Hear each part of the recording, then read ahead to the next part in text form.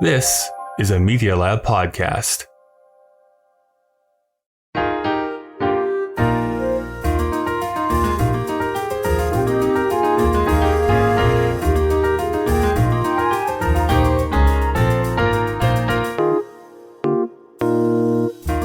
Welcome to Putting It Together, the podcast that goes through the entire body of work of Stephen Sondheim, show by show and song by song.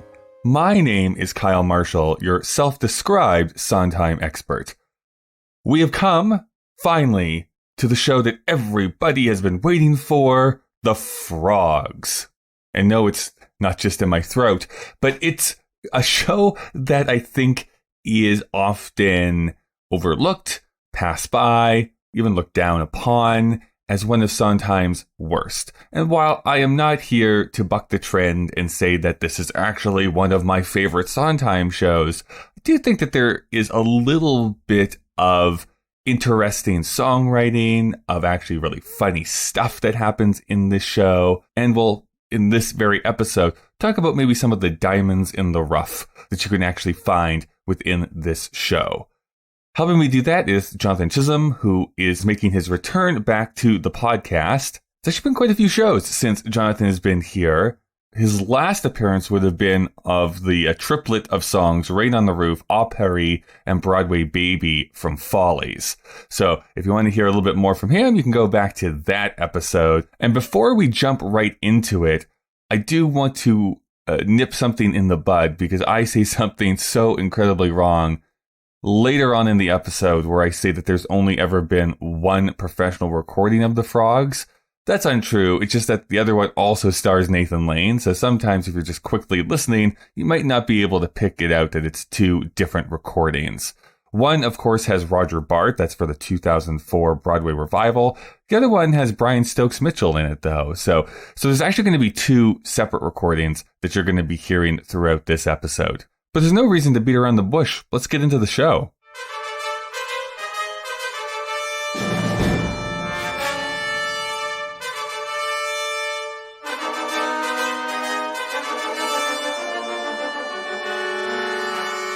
Jonathan Chisolm, thank you so much for coming back onto the show. Thank you for having me. I think where we should start here, before we get into our trip to hell that we're going to be talking about here today in our discussion of The Frogs, let's talk about the last year. Not that that makes me think of going to hell, but maybe for some people it would. Did something happen last year? I have not been reading the news. I'm not a news reader, so I don't know. Yeah, what's your last year been like? This last year, it feels like about 10 years, frankly. And I've been home here in Georgia, here in the States. I was up in New York City when this all started, but I came back home, and basically up until, well, even still, I'm pretty much just still at home, mostly, doing auditions and things like that from around here. And luckily, none of my family has gotten sick. Knock wood, wherever it is. Yes. And just trying to, wait it out, collect unemployment, and wait till the work comes back. Because unfortunately, with theater, you kind of need people to be together. No, it's so true. I was actually just talking to someone the other day, like the very last gathering with like hundreds of people in the same spot that I was at was actually going to our local theater, Theater Calgary. And enjoying a musical that was going on there. And then literally 2 weeks later, the entire world shut down. So yeah, there is something like I yearn to go back to that communal space again. Yeah, the last thing that I did in New York City was I went to one of the previews of Diana the musical. So right. And that was the last time I was in a theater, which is kind of an odd, it's like weird to think about at this point. And what was your quick review of that show? I liked it. I mean, it's a show in preview, so they still have some things to work on. But I enjoyed it a lot. It's a good story. So she had an interesting life, to say the least. For sure. Well, we are here to talk about The Frogs, and I did make the executive decision that we are not going to go through every song individually, which there are absolutely defenders of The Frogs out there, and I know that's going to maybe hurt some people's feelings, but this maybe we'll come back to it someday. I'm not saying it's never going to happen, but for right now we are kind of treating this as this kind of oddity in Sondheim's career rather than like a song by song exploration. But I'm curious, Jonathan, what is your first introduction into this show? Well, in my years of studying Sondheim as a musical theater nerd, it's always been like that one show on the list that it's like that's not talked about a lot. And even like in his book, Finishing the Hat, he obviously talks about it, but he doesn't talk about it in extreme detail as he does, a lot of his other shows. So during this the last year, since I've had a lot of time to listen to things and be at home and do things like that, I took a deep dive early on. I was like, well, I should listen to this amongst other shows. And so really this is probably the newest Sondheim show in my oeuvre, as it were. In many ways, too. Like, it depends on exactly when he wrote some of the songs for like Roadshow, Wise Guys, Gold, however you want to term that last show. This is kind of some of like the newest work that Broadway saw that Sondheim wrote. Specifically for the 2004 revival of this show, right, where they added in a bunch of new songs and that sort of thing. So yeah, like this is it's this weird, for me, Frankenstein's monster of a show. Because right, it starts off as just a play. Well, I mean, if you want to go way far back, of course, it starts as an Aristophanes play, right, back in like 400 and something BC. But then we have Bert Shevlov, who does an adaptation in the early 40s. Then we get the musical version at the Yale Pool, right, in the early 1970s. And then we get additional stuff added in by Nathan Lane in 2004. So it's all of these different voices kind of like ramming into each other. Does that work for you? Like overall, how does this show speak to you? I think it's interesting. It definitely feels like a conglomeration of different brains, which most shows are. I mean, not every show is not just one person's, if they're collaborations, but because of the amount of time in between each one, you can definitely feel a little bit of, okay, we're having to like mishmash, Sondheim's writing style from the 70s to his writing style in the 2000s, and things like that. And I don't know. And I think sometimes, you're not 100% sure whether, what the 2004 production wanted to be matches what the actual material is. Right. But I think it's a very well written. All the pieces of it are very well written. I don't think there's anything in it that's bad.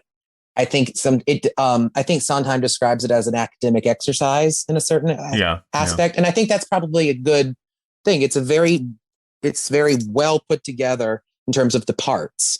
Avant-garde is probably the wrong word, but it's definitely him flexing some muscles that it's like he was not initially making this to be commercially successful. He was not trying to think of this as like, I'm putting this on a Broadway stage. It really was like this little academic exercise that I'm going to throw in there. They don't really need to worry about this being like commercially viable. Right. So you got to kind of be like, it really is him being able to go full force into his idea of like, I don't have to worry about people complaining that there's no hummable songs.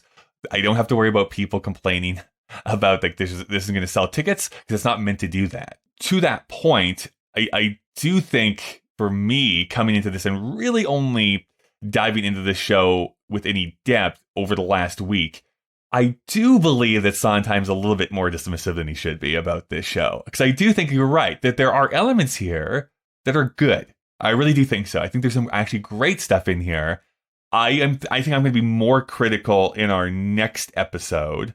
Not that you'll be here, Jonathan, unfortunately, but in the next episode, I think I'm going to be more critical because I think most of the issues I have are second act issues where it drags and it doesn't really flow as nicely as this first, like, kind of very compact bit of the first half. My introduction originally too, and this is maybe why it has colored my interpretation of the Frogs for so long. So if we go way back to the Halcyon days of 2005, I was late to the party. I will admit, but I was late to the party of getting iPods. Okay, so in 2005, I have my like little MacBook, and I am scrolling through the iTunes store, and I'm like, the Frogs, Nathan Lane, Stephen Sondheim. How have I not heard of this show before? And back then, when you clicked on the song in the iTunes store, it gave you a 30-second preview of the song. And so the one I chose to do was the one that's just called The Frogs. So it's actually the one that actually closes out Act 1 here. Mm-hmm. But the preview that they decided to use, where it starts off with, is literally the frog going like, kek, kek, kek, kek, kek, like that. And like, nope. I do not like this at all. And I literally just like closed it and went away. I was like, I don't have to worry about this because it's not something I'm going to like. And it seems like it's like this not like major Sondheim thing anyways, so I'm just going to disregard it completely. So that's my baggage. I will fully admit that is my baggage towards this show. That is definitely a song to be the first song to hear from this show. It was just like, there is nothing about this that I enjoy. Now, I will say, having watched the bootleg that is on YouTube and kind of re-listening to this score, I think that it works in context. In context, it does work for me. But yeah, if that being like the very first thing you hear, I'm like, whoa, no, this is way too out there for me to enjoy. Absolutely. So Jonathan, how much do you know about like literally the history of how this got to Yale and then eventually to Broadway? I know about, what Sondheim talks about in his introduction for In Finishing the Hat.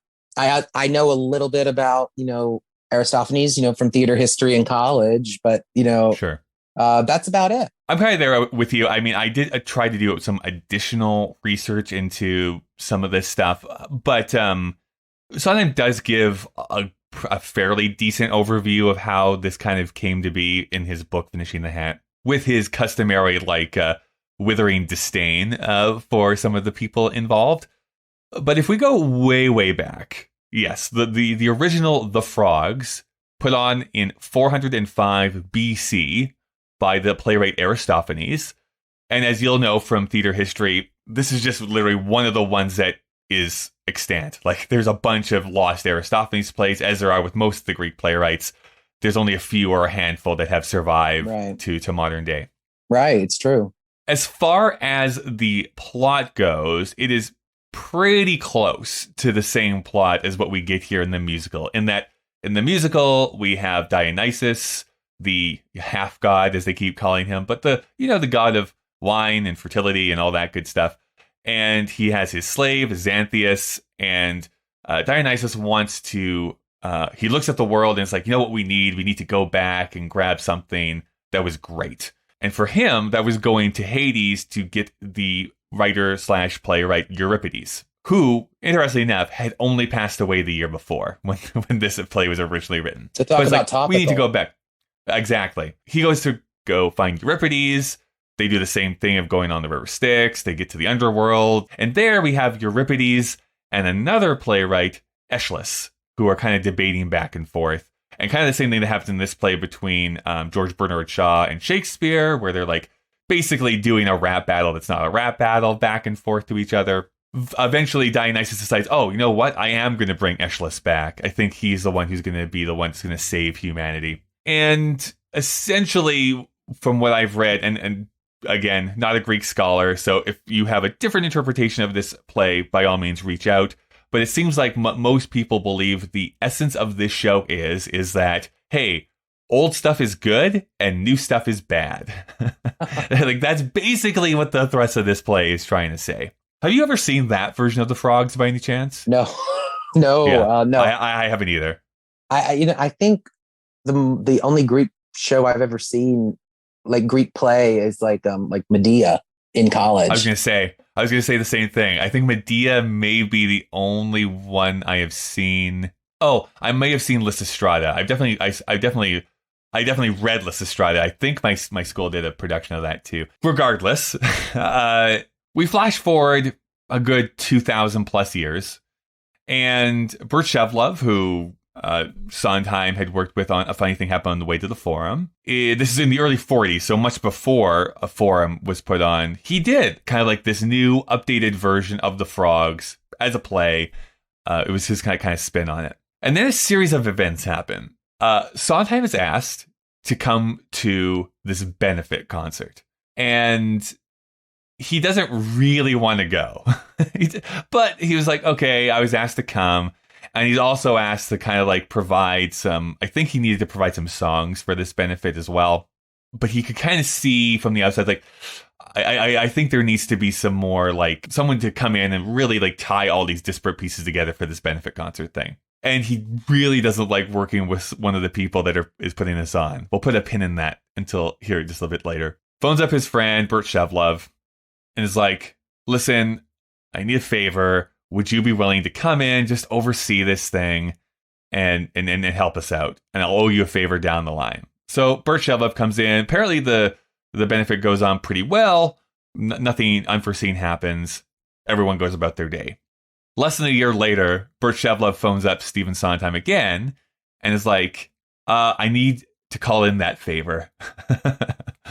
And so it's like the Yale School of Drama is wanting to adapt my play of The Frogs, but they want it as a musical. And I thought you could come in and write the music for it.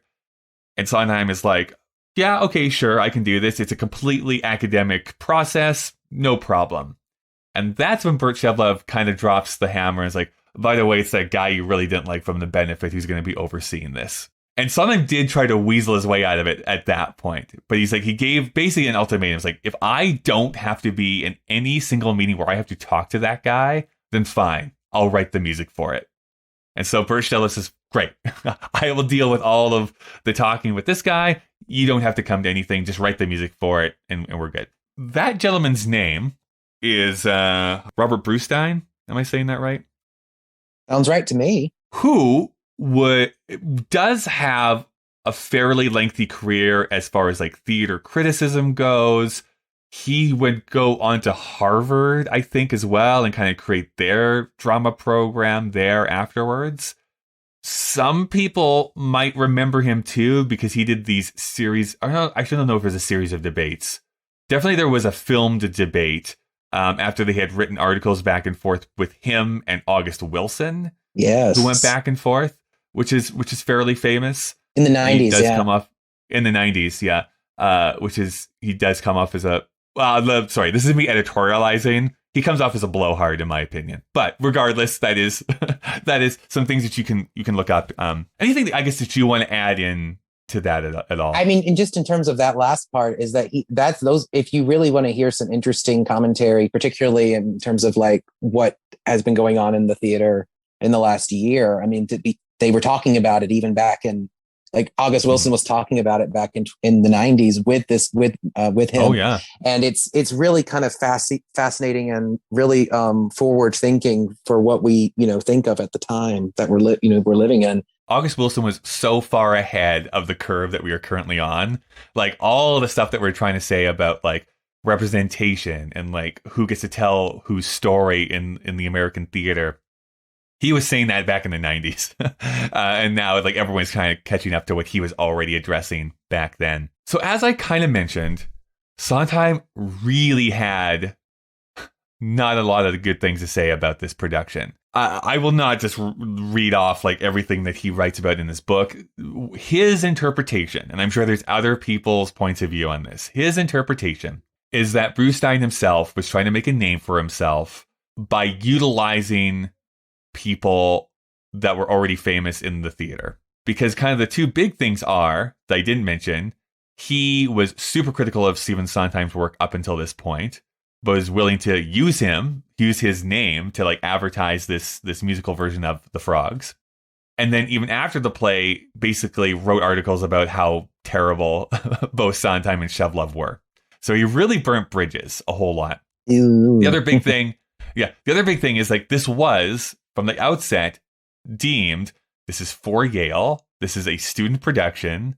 This is a purely academic exercise because there was I forget what I should have written this down. I apologize. It was some push that Brewstein himself was doing, which was like something like kill the classics or something like that, where he wanted the students to kind of take classic literature and plays and put their own spin on it for modern day audiences, which honestly, great. I don't think there's anything wrong with that idea in and of itself. But he invited the New York City theater critics to come on opening night. And you don't really do that if this is a purely academic for students production, right?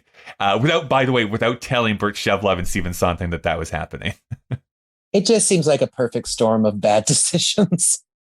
Bad decisions. The other bad thing too, like this was not like a Spider-Man turn off the dark situation where people were like getting arms broken and almost falling into the theater pits or anything like that. But the biggest thing was they had no dress rehearsals before they did the first performance. Brewstein knew that in order to put any on like professional performance on, you need to make sure that all your props, all your staging is fireproof.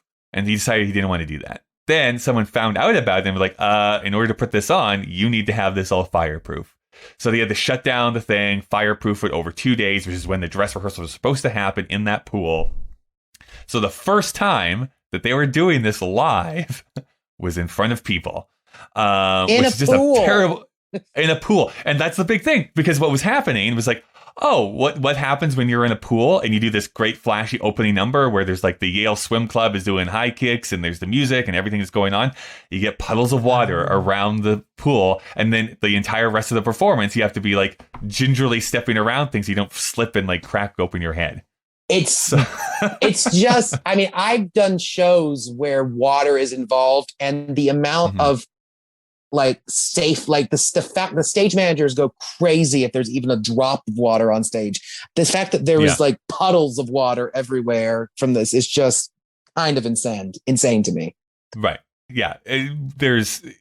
Sondheim does not have a whole lot of nice things to say about that production and his experience with it. That being said, those theater critics that did come on that disastrous, quote unquote, opening night gave it fairly positive reviews. Like, they did not like trash it by any sense of the imagination. I think they still treated like this is a student production that we're seeing here. Fun little fact, though, both Meryl Streep and Sigourney Weaver were in that production, apparently, because they were part of the Yale Drama School at the time. That's right. It's in the 70s, so yeah. But, I mean, they weren't starring in any of the major roles, but they were part of the ensemble. Can you imagine? Like, I want to see Meryl Streep dress up as a frog. I will say that. That's going to be on her when she wins her fourth Oscar. That'll be a picture behind her. That's right. That is right. And yeah, basically the whole thing is that there is a definite like form to classic Greek theater. Mm-hmm. And so basically Sondheim was just writing songs to fit into those classic forms. Like there's the prologue, there's the part where the chorus comes in for the very first time. There's usually like a debate that happens somewhere within the show between two characters. So basically just was writing songs for their academic process. I want to read just this second last paragraph that Sondheim puts into Finishing the Hat, and then we'll put the university to bed here. Universities and schools are the most important bastion of keeping theater alive today, though less and less each year. The arts programs are always the first to be cut in any institutional budget reappraisals. Theater serves education just as much as education serves theater, in that it supplies both a playful, pun intended, window to the arts and a means of emphasizing community and creative activity. The shared experience of a cast of performers and an audience of strangers mutually experiencing a story, a laugh, a surprise, occasionally even a catharsis, and knowing unconsciously that the performance they're seeing is a unique one, never to be duplicated exactly again, has implications beyond the auditorium walls. I love education, and teachers have saved my life emotionally and intellectually on more than one occasion. But the teaching of art, especially theater, tends to be hidebound and stultifying as scholarship and dangerously fulfilling to the teacher's ego as an exercise in aesthetics. Arts education handily fosters little fiefdoms like Brewstein's that function as ego builders and often serve primarily to make their practitioners feel like playwrights or producers or directors or critics, which occasionally they have been or become. If my experience at Yale is any example, they also want to be stars. So that is his kind of like last like exclamation point. Mic drop. On a mic drop, right? Which I can kind of see, and I don't want to derail this podcast too much, but I just know from my like very small experience taking an English degree, I also took a lot of drama studies when I was in university, is that you do get into this feeling of like, what I say is correct without giving the ability to fully experience that yourself. And I don't know if I get there with, and excuse my language, but like the fuck the classics and we don't need to learn about them anymore, which there is, I feel like, a pervading sense of. I do think that it's interesting that we still are in this place where it's like we are going to learn about ancient Greek theater, but not about like African theater that was going on the same time, Chinese theater that was definitely like well established by this point. We're putting those at the same level. Yeah, I think I'm of the mind of I don't think we should throw everything out with the baby out with the bathwater, as it were. But I do think that it's important to know that this wasn't that these classics weren't the only classics that were happening at the time.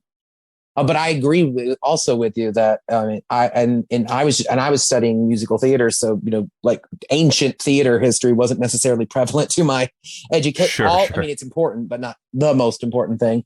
But you do get that sense sometimes with specific teachers that it's like, this is important and you will respect it.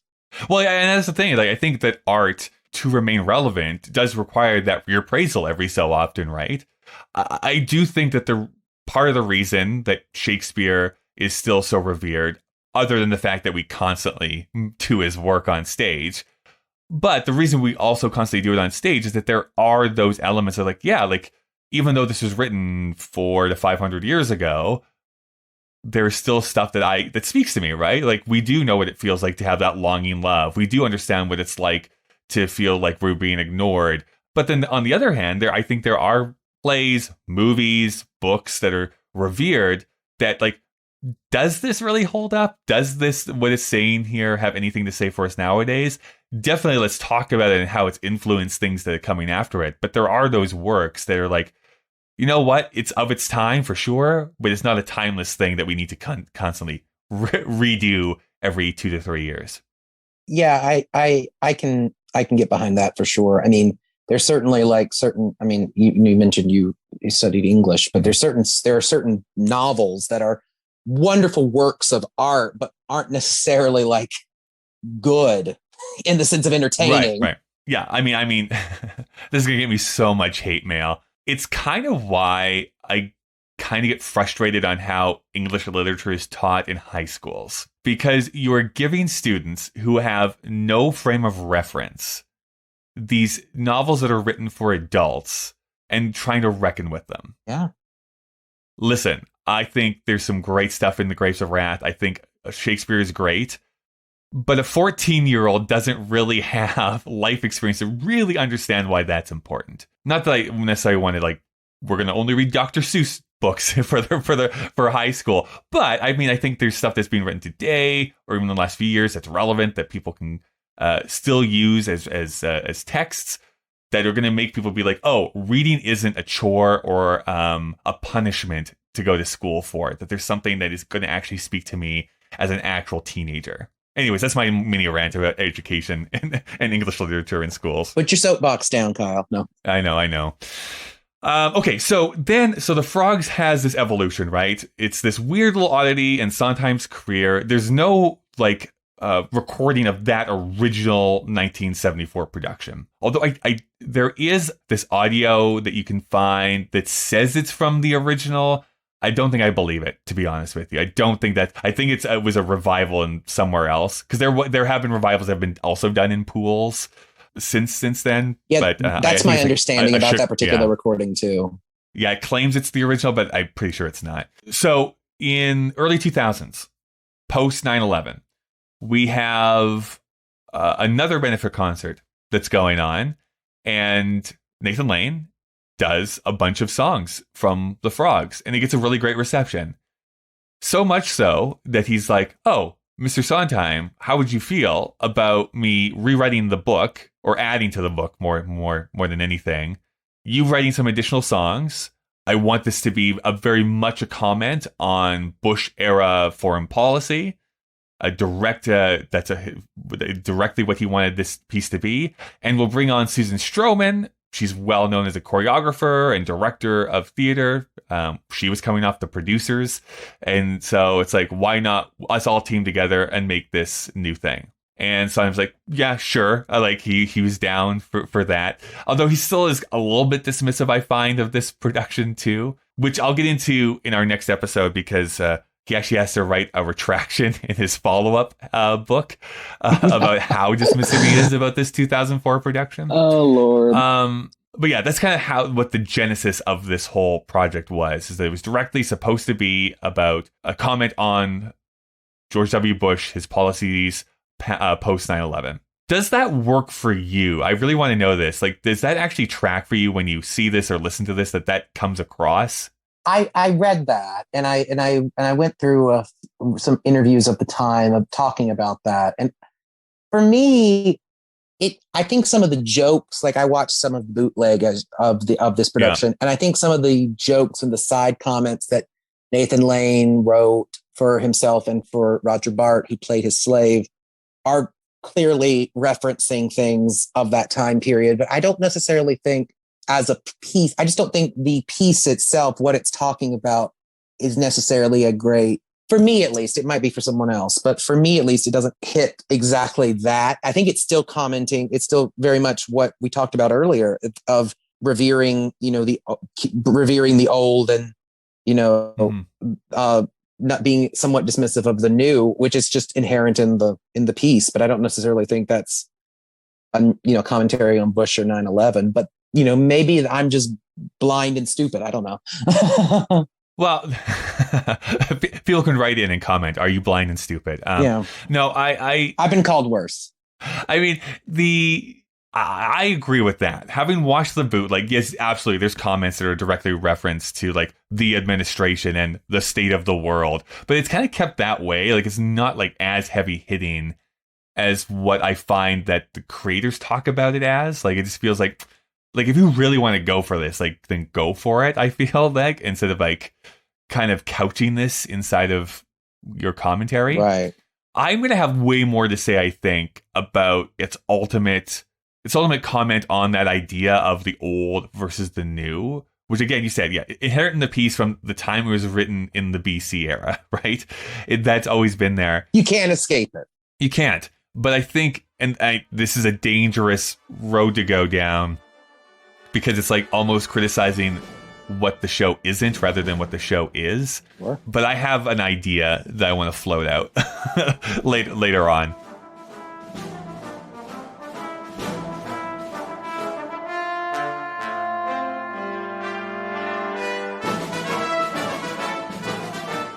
Apologies.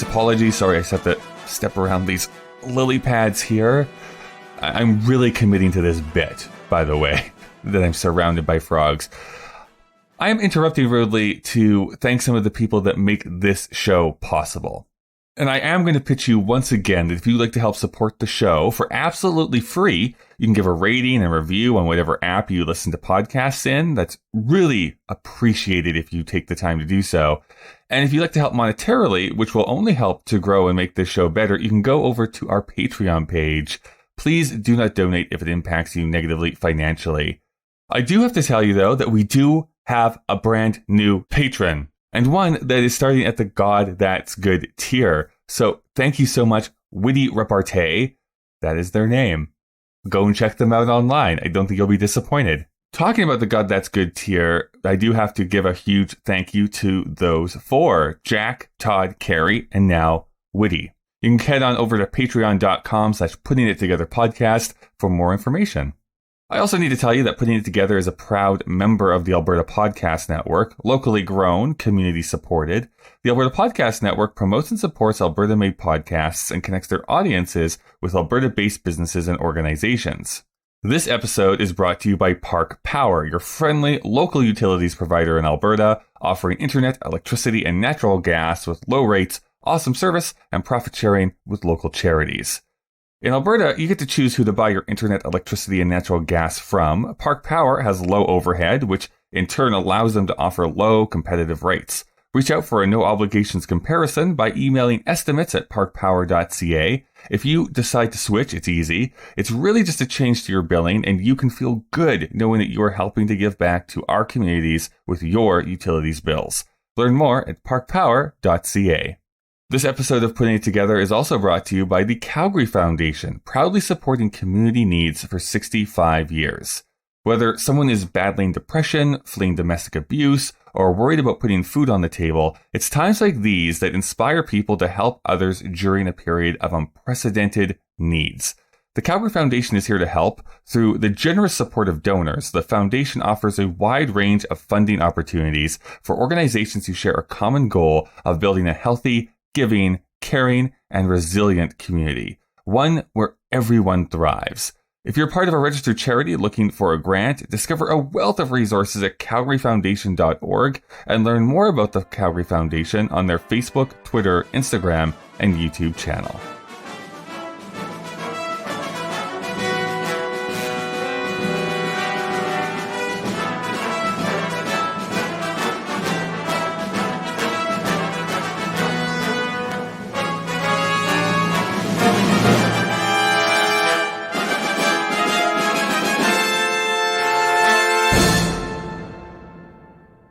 But let's get into the actual show itself. So we open up, and I guess just to let the audience know like exactly how this is going to go.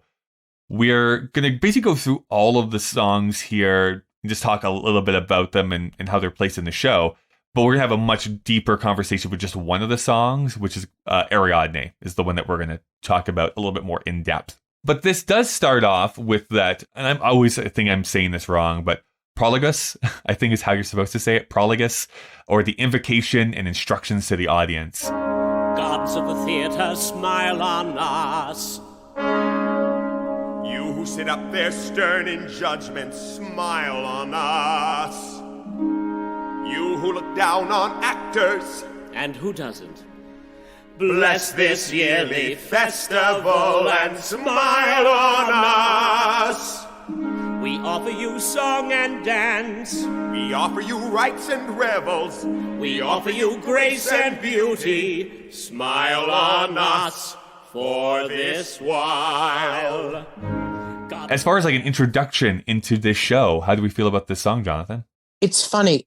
When I was listening to this show for the first time and I heard this song, I recognized it from one of the Sondheim reviews, putting it together. Yeah. And I was like, oh, that's where this is from. And I think it's very funny. And it's very like exactly what you need to understand kind of the tone of what we're kind of going to be in for most of the evening. I think it's very smart wordplay back and forth. Some really great, one-liners, which I'm sure some of those were added I think this was expanded slightly from the original as well. Exactly. But I think for the most part, at least I can't without like going through line by line. I think it's pretty seamlessly integrated, and it's a really strong, opening. Like I was listening to this on a walk and I was like, oh, this is fun. This is like, I like this. Yeah. Well, and then the very, very beginning, not the entire song, but the very, very beginning, like the gods of the theater smile on us, and that kind of melody line was a cut song from Forum as well. So they just brought that back in to kind of introduce the show. And it's so funny because I know that. I'm just listening to them like, yeah, it's a good thing they went with Comedy Tonight for Forum. It's such a better song. But I think you're right. I think that there are some good comedy bits here. I actually think the criticism I have for this song specifically is that it goes on just a touch too long for me. Sondheim writes about this in other things. Like sometimes the audience gets ahead of like the songwriter, and it's like, yeah, we get the joke. And I think they could have cut just literally like the last stanza off of this one. It's like, yeah, like we understand. Yeah, I can get behind that. It's really the same joke over and over again, basically. Right. At the end of the day, absolutely, I can get behind that for sure. There were a few times I was like, and then that's the Nope, that's not the end. Okay, we're going to keep going. Okay. It's a little bit long. No, is that it? No. Okay. But I will have to say, like, in the 2004 edition, which is, like, really the only major recording and video that you can find, I'm a big lover of Nathan Lane anyways. Like, I like his comedy work. I like his dramatic work. I think he's criminally underrated as far as what he does. Maybe not in the theater world, but I definitely think, like, outside of theater, he's kind of looked on as this bit of a joke, and I just think he's very, very talented at what he does. I agree, and I think even maybe until very recently with Angels in America, I think he's been underrated just as an actor, and more he's been considered more like an entertainer which is, which is a distinction. And, as a fellow character actor, sometimes you get called upon to just, go out there and entertain everybody. Ham it up for a bit. Yeah. And it gets, and I can see why a piece like this, which is very funny, but also has some real, thought-provoking ideas in it, would be attractive to him at a time where he just finished The Producers, which was this huge, ginormous spectacle. And then to do something like this, it's very, I'm a huge fan as well. He's one of my, if I had to say a person that I look up to in this business, he's one of them for sure. Of course, his counterpart throughout most of the show, the Xanthias character, is Roger Bart. And if you don't know, and we'll talk about this in a minute because I think there's some really fun meta commentary going on here, is the singing voice of Disney's Hercules. So Roger Bart is great. I think he's going to, who is also, as a little bit of a fun fact, the Broadway version of Hercules, which is apparently being worked on, he's playing Hades. Yeah, it just production becomes like a crazy mishmash of like a web that we dare not weave at this point. The quick plot synopsis I read about the original frogs is true here, right? Dionysus is who Nathan Lane is, and he's like, oh, look at the state of the world. We need to go on this trip. And so to go on that trip, they sing the song, I Love to Travel, which I have to say is probably my favorite song of the first act. I think it's really fun. It's so catchy. Just the repetitiveness of the chorus. Just, it's so. I was on my daily walk out, and this song came out. I was like, well, this is appropriate. I love to travel. It's true.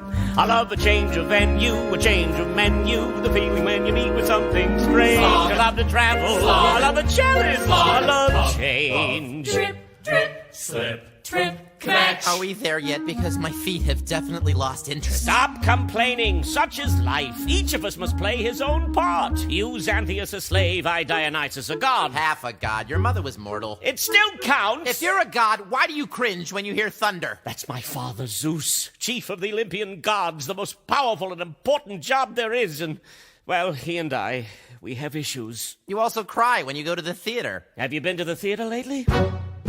I know, this is going to be my new song if I ever get to travel again, right? I think it's a fun little compact lyric of I love a change of pace, I love a change of space, I love to see a place that's absolutely new, right? So there's just that lovely little bit of syncopation that's going on there. And then the reverse of that with Xanthias's I hate to travel, and then they kind of go back. It's a clever little bit of. It's some of what Sondheim does best in terms of back and forth wordplay type of things. And it should be noted too that Xanthias is also carrying this comically large sack behind him throughout this entire thing. So it's there's a reason why he's not super down to be traveling around with him at this point. Lord. So in order to enter in through Hades, Dionysus has this idea what I should do? I should dress up as my half brother Heracles, also known as Hercules, but Heracles. So it's let's go visit him. And now this was actually in the original production too. There just wasn't a song. So they would go visit him and then they kept going on their way. But in the 2004 version, they do have a song called Dress Big. And so we have Disney's Hercules with this version of Hercules and the Frogs that get to share a scene together, which is fun. You gotta dress big, dress bold, dress large. You gotta look forceful and resourceful and in charge. You wanna dress mean, not clean, aggressive. Very impressive. Gotta dress massive, not passive. Very impressive. Gotta dress fierce and raw and hairy. More than just prominent, predominantly scary. It's not the real you. What do you have to say about this? This song, I thought was, it was a smart idea. If you're going to expand the show to be a 2-act show, this moment is, where they're going. It's like any road movie. You go to a set piece, and that's a good place for a song. We're going to see Hercules or excuse me, Heracles. I know. And we need a song here, and then they hire Burke Moses, who was the original Gaston on Broadway. So you have him have this big bravura number. That's right. And it's really great, and I it's just fun, and it's could it be taken out of the show completely and we'd be fine, probably. But Oh yeah. but it's fun, and that's really kind of the thing that I think of with all the added songs for the most part, is that they just kind of they add a lot, but they could also, if they weren't there, and Yeah, I agree. I think that if they were to ever do another revival of the Frogs, I think I would probably just take it right back to the original score and take out all the extraneous stuff, to be honest, even though you would lose Ariadne too, I believe. Yeah. Which is a beautiful song, which we'll get to in a moment. But Yes. I think that's probably what I would do, is really compact this down. This song, I agree, it's fun. Like, I have a lot of fun with this. There's some good pratfalls, some good comedy bits that are inside the lyric writing and the performances that the actors give. Maybe it is just the angle of the hidden camera that is filming the bootleg version of this. But I find that for a lot of it, except when they eventually get to Hades, a lot of the first act feels like so barren on stage. And it's like, boy, this stage is way too big for what's going on in this show right now. Like, it's almost like you need this to be much more intimate. Like, you need that smaller theater to like really pull this off 100%. Yeah. I don't know. Like, again, once they get into Hades, then it seems to fill up with more like sets and like people that are actually on stage. But when there's only like 2 or 3 people for most of the first act, right, and it's like, there's a lot of dead space in here. There is a lot of empty space on this stage. Yeah. Now that you mention it, I couldn't put my finger on what was kind of when I was watching it, what it was, but that is exactly it. I can't remember what theater it was at, but yeah, I can't remember. It was quite a large stage with it really is just, Nathan Lane and Roger Bart for most of this first act, just kind of doing their thing. And then it's just, it's at Lincoln Center is where it was. Oh, okay. Yeah. Well, that's a pretty big theater. Yeah.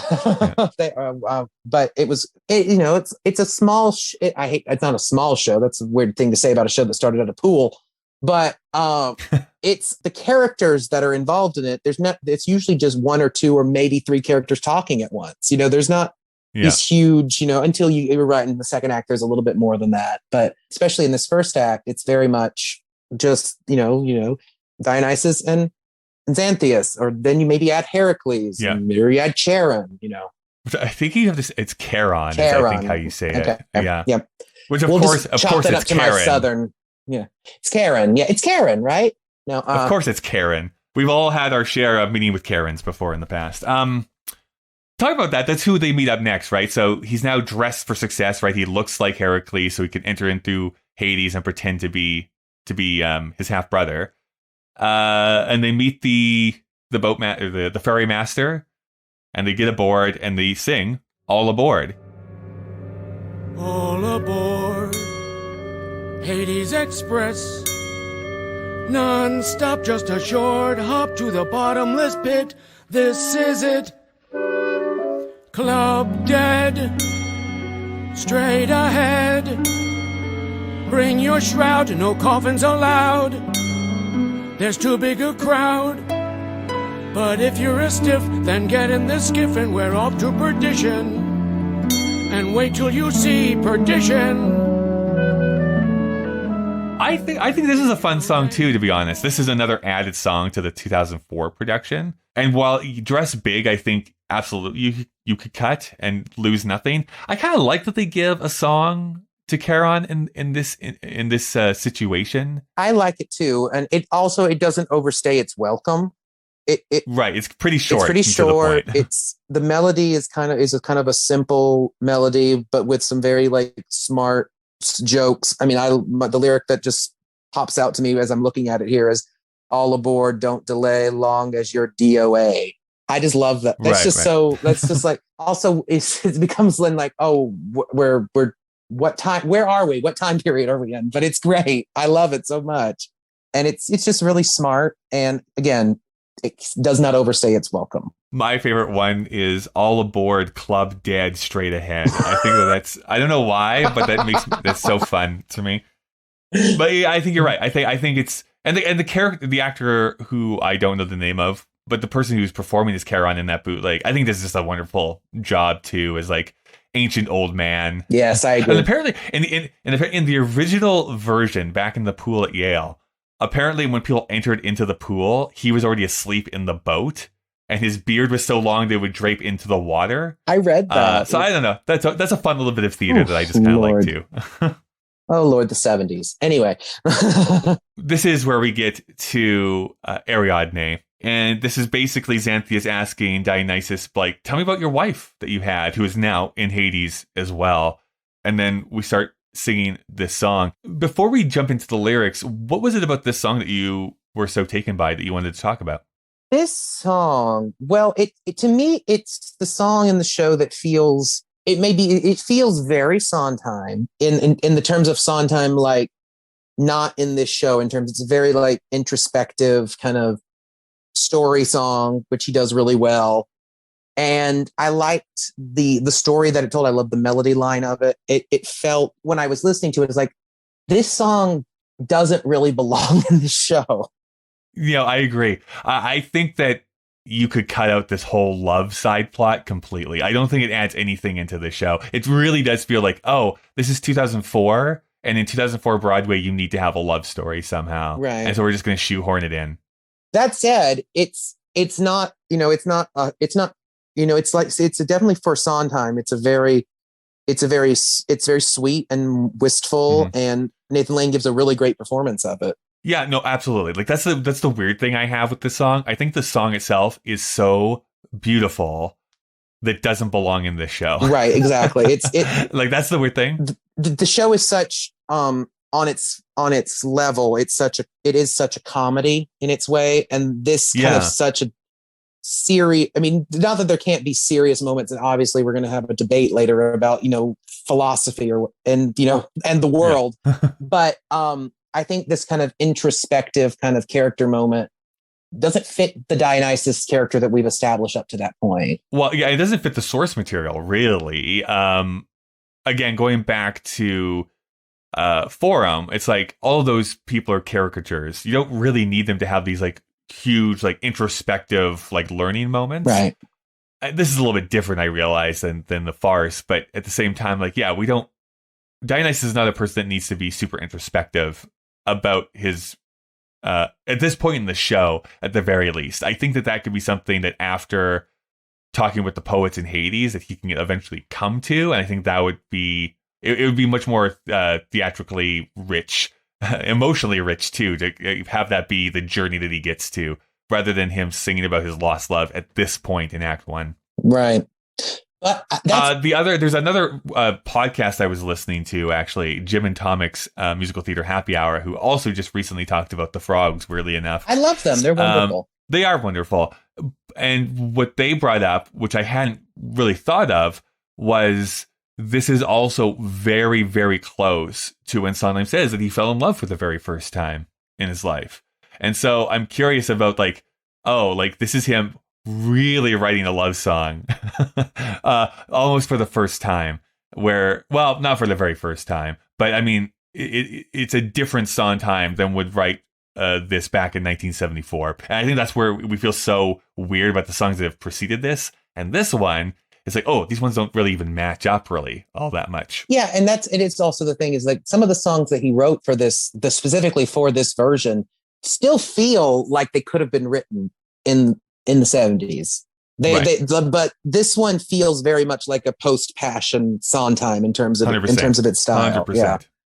Yeah. Which was probably the first show that really had him have like true like love songs. I would agree with that 100%. Okay, so this is how it goes. Dionysus is asked by Xanthias, like, tell me about your wife. And so Dionysus responds by singing, she was young, she was wild, Ariadne. She was shy, like a child, had the sort of dimple when she smiled, lips as soft as petals, hair the color of the sun, breasts, and Xanthias says, I get your point, and eyes that looked at me as if I were a god, which I am.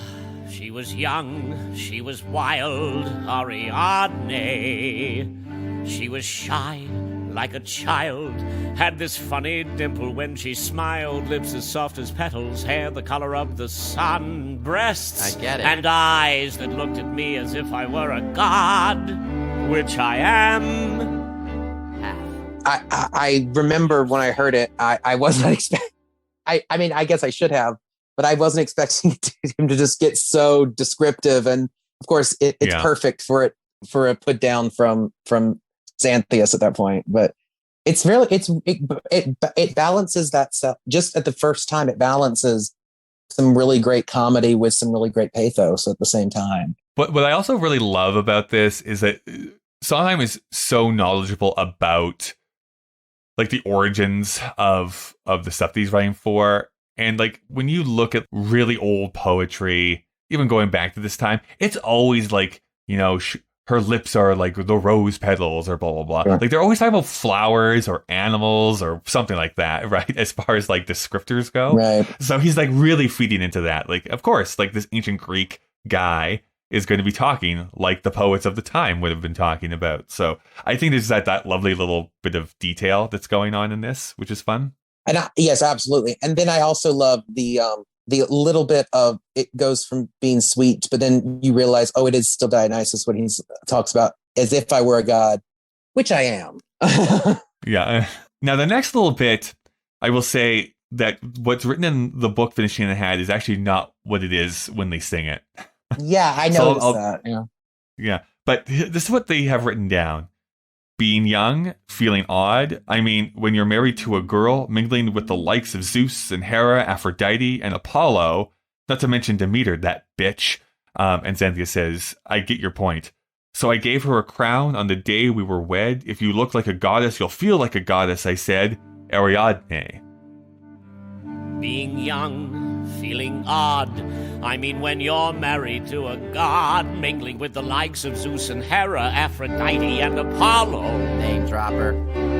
So I gave her a crown on the day we were wed. If you look like a goddess, you'll feel like a goddess, I said. Ariadne. Now, in the recording version, he doesn't go into that and Demeter that bitch line. It goes directly into Xanthias, like, I get your point, and like off into the rest of the song. But as far as that goes, this section, what do you have to say about this middle section? I just swoon when you get to the lyric. If you look like a goddess, you'll feel like a goddess. It made me, when I first heard it, I was just like, God, that's such a beautiful turn of phrase. Find your bliss, man. I know. Like that's basically what that is, right? Yeah. It's like so sweet and just honest. And it's, particularly in the years we've had, it's just such a lovely thing to know. You can be, if you feel it, then you can be it. Don't dream it, be it. Right. I think that if you really wanted to push the theme a little bit, I will say this is a little bit far-reaching, because part of the theme is that idea of like old is better, new is bad.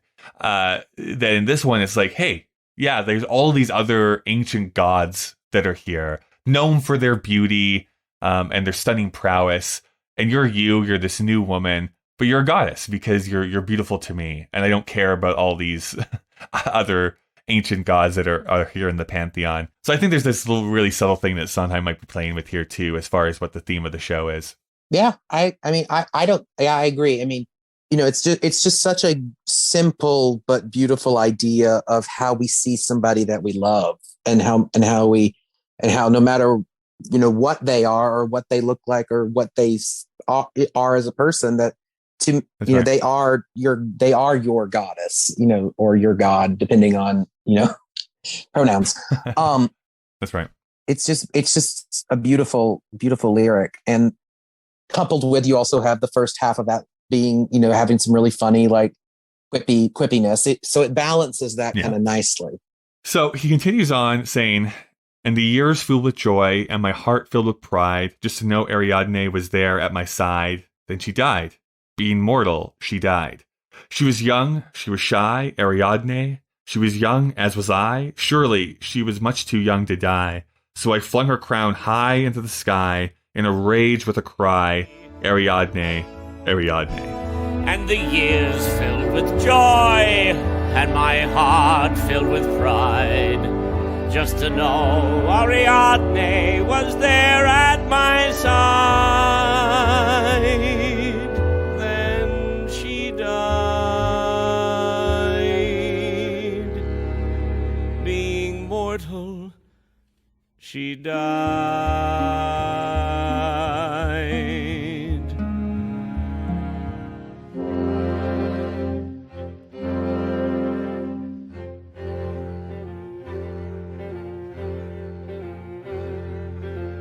She was young, she was shy, Ariadne. She was young, as was I. Surely she was much too young to die. So I flung her crown high into the sky in a rage with a cry, Ariadne, Ariadne. Weirdly enough, I have this soft spot for fiction that deals with this idea of, if you were immortal, what pain would you actually have to go through? Because if you yourself never die, or can't die, then you are constantly filled with like this pain of watching loved ones and lovers pass away. They get older and you don't. Like, there is something weirdly like awful about that being immortal sounds like cool, and then the reality of it is like, not really. Yeah, it's one of those. It's not that great. It's one of those. It would be one of those gifts that, you know, gives with one hand but takes with the other. It's like, you know, yes, the monkey's paw. Right, exactly. I mean, yes, you would live for thousands of years and see society change and all of these amazing things, but you'd also personally be having to deal with, you know, people you love and find and care about. You could never have relationships.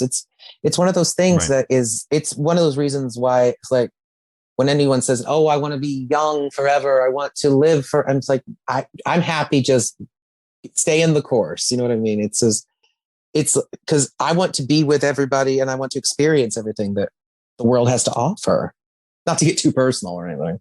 Well, yeah, I mean, I forget who said it recently. I was listening or reading an interview, I was listening or watching an interview, and they asked this person, it's like, yeah, would you ever want to go back to your youth? And they're like, you know, once was enough. Like, and it's so true. You get to a certain age, it's like, that idea sounds fun in theory, but it's like, no, like I'm good. Right. I'm good with where I'm at right now. Oh, absolutely. And, you know, and there's just, you know, it's kind of like, this is a weird analogy, but it's kind of like when people say, "Oh, I'd love to time travel." I was like, okay, yes, but let's just think about this for a second. If it, you know, have we not had enough fiction that tells us this is a bad idea? This is a terrible, terrible idea. Like, I just think about that as like, boy, wouldn't you want to go back to like see like an original Shakespeare play at the Globe? And I'd be like, that sounds fun. But then the reality of it is like, London would have stank so bad with no indoor plumbing. Like, I would like, no, thank you. I mean, and those, especially like those, I mean, those were like rock concerts, like in terms of like stuffing people into a stadium, essentially. You know what I mean? Yeah. You expect me to stand with the groundlings? No, thank you. So he finishes it off by saying, "And its jewels broke free, and they never came down, but they stayed there as stars in the shape of a crown. And they're there every night as a sign of our love, and it fills me with joy, and it fills me with pain. It reminds me of how much I miss her and want her, and wish every day she were here. There are no stars in hell, just as well. Ariadne, Ariadne, Ariadne." And its jewels broke free, and they never came down, but they stayed there as stars in the shape of a crown. And they're there every night as a sign of our love, and it fills me with joy, and it fills me with pain. It reminds me of how much I miss her and want her and wish every day she were here. There are no stars in hell,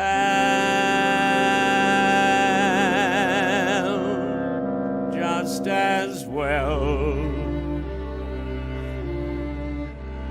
Ariadne, Ariadne,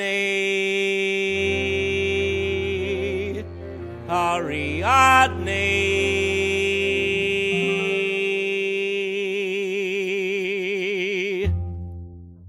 Like I said, this is such a lovely song. Like, it almost makes me cry reading just the lyrics by I themselves know. here. Maybe I'm just emotional today. I don't know what's going on.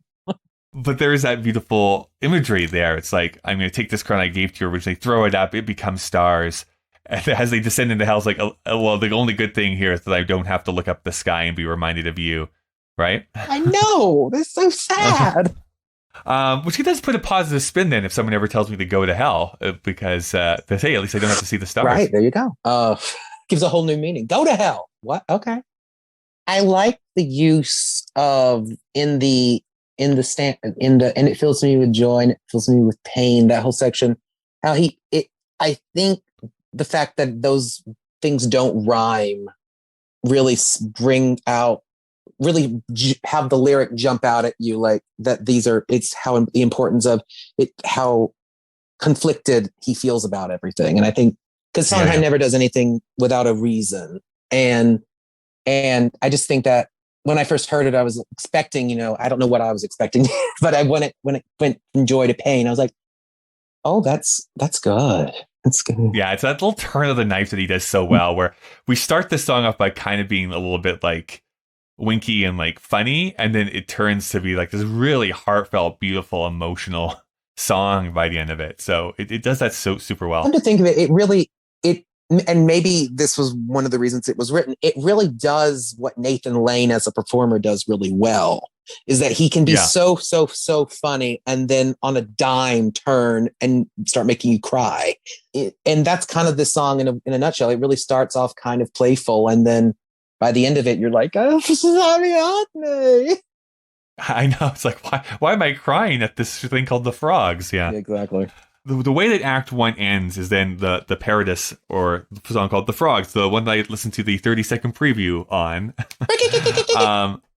Yeah, I know. So that still is there. This is really a good chance of both having a song being sung, but Susan Stroman also being able to show off her choreography. Oh, sure. Because this is like a good 8 to 10 minute dance break that happens here in Act 1.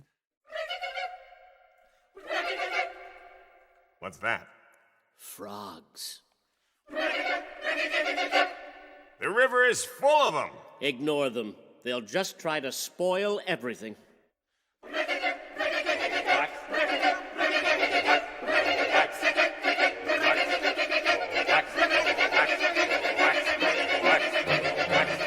What do you think it is? Mice. Well, dummy, think twice. What have eyes that pop? What have skins that listen? What have feet that flop? Elephants. No, listen. Anything that you want to say about this as we kind of end off the show here? No, well, I mean, besides Bricky Kick? No, Which, by the way, I was going to say this. That actually is what the frogs say in the original Aristophanes. Of course it is. Play. So that's why they have it here, which it's actually Greek for something. Like, it actually stands for something, but that's what the frogs have said in the play itself. I'm not surprised. I'm really not. I shouldn't be at this point. No, I do love. This is not exactly about the song itself, but in one of the very few little editorials he gives for the frogs, I just love the beginning of it. This song may seem inordinately long. I know. Yeah. But it's accompanied by a 10-minute ballet. And I'm like, okay. It's like, okay, great. Yeah, thank you. It just goes into, but no, I think it's definitely when I listened to it and when I watched it, it is definitely, if you're going to make this a 2-act show, this is definitely a number to end your first act on. Oh, for sure. I mean, and what also makes it ridiculous, just reading out the lyrics even, is that this is an 8 to 10 minute whatever ballet, but also they're just saying they're frogs. That's all that this song is here. It's like, hey, we're frogs. No. Right? Now I will say that there's a couple of times that I think he's having some fun here. It's like we're frogs, adorable frogs, not your hoity-toity intellectuals, not your hippy-dippy homosexuals. That's one of the lyrics that he has in there. But the later one is like, we're for the frogs, not for fancy pants humanitarians, not for chatty platitudinarians, right? So he is definitely having some fun with like $5 words here. Well, that's where he went through the rhyming dictionary and she's like, oh, where is it? Where is it? I marked it earlier. And gives you a little, you know, as much of a cliffhanger as you can have on this kind of a show. Right, because it's like this giant frog that comes out and eats Nathan Lane. And then that's basically how like Act 1 on ends. a Tuesday. You know how it is. But That's right.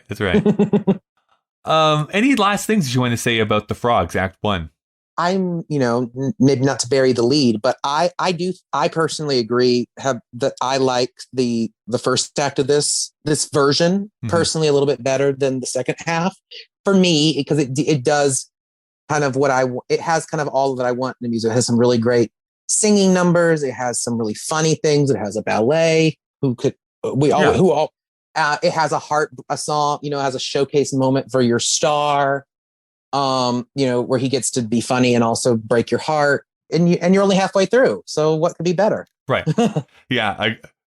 Again, this is kind of a preview for next week, but I agree for the most part. Like, I think Act 1 is just really tight. There's some great things in it. Funny, heartfelt, you know, it's really nice. Act 2, it's like, talk about songs that I think could be cut out of the show. Like, there is like 3 of them. And I'm like, there's no reason this song needs to be here. And then there is not 1, but 2 8-minute dance numbers that happen in Act 2 as well. And it's just like, okay, I get it. Like, I get it. You know, you're good at choreography, but like, you hired need to Susan speed this up. Stroman. You're gonna have her do her job, do her thing. No, I know, and that's the thing. It's like people are expecting that for a Susan Stroman show, but it's like, oh boy, like I really feel like this just being padded instead of it. I also feel, I think the more egregious sin is that it doesn't really know what it wants to say ultimately. Like, is this a show that is trying to say like new is bad, old is good? Are you trying to be like this like provocative work of anti-war? Are you just trying to be a fun night at the theater? And I think it's trying to be all 3, and it doesn't really work. I have an opinion that I think how I would adapt this show, and because I am the smartest person ever, of course I am right on how to quote unquote how to fix this show. No one in this room's going to disagree. Jonathan, thank you so much. If people wanted to stay in contact with you online, how could they do so? Well, I'm on Instagram and Twitter at JSChisholm22, and I post all the time of, you know, singing, what I'm doing, you know, not that there's much right now. Yeah. I'm always trying to post, you know, something to make you laugh, make you cry, like a certain Nathan Lane, you know, whatever I can. But that's the best way to get in contact with me for sure and keep up with me. Great. Well, I hope that theater returns sooner rather than later. I will be definitely looking forward to seeing what you're up to next. And when I can actually travel, because I love to travel, as we know from the show, I'm looking forward to hitting some of these spots around the U.S. and Canada that I've always wanted to go to. Absolutely. See the theater that's going on there. Thank you so much, Kyle. In the reeds, leave the world alone and crop the weeds, while the world may not know what it means. The seeds and time, the reeds Thank you so much for listening. You can send emails to puttingittogetherpodcast@gmail.com. Also, you can follow Sondheim Podcast on Twitter and Instagram, and you can support the show on Patreon by going to patreon.com/puttingittogetherpodcast. Thank you to the Alberta Podcast Network, to Park Power, and to the Calgary Foundation this week. Putting It Together is available on Apple Podcasts, Google Podcasts, Spotify, and pretty much anywhere you get podcasts from. Consider subscribing so that you never miss an episode. Next week, we're going to be continuing on with the Frogs with Act 2. And don't worry, it's just a play. As always, a big thanks to the great Chris Taniguchi, who designed the podcast artwork, and to Nick Driscoll for composing our theme music. Well, we've reached the end of our episode. Yes, I know. Goodbye for now.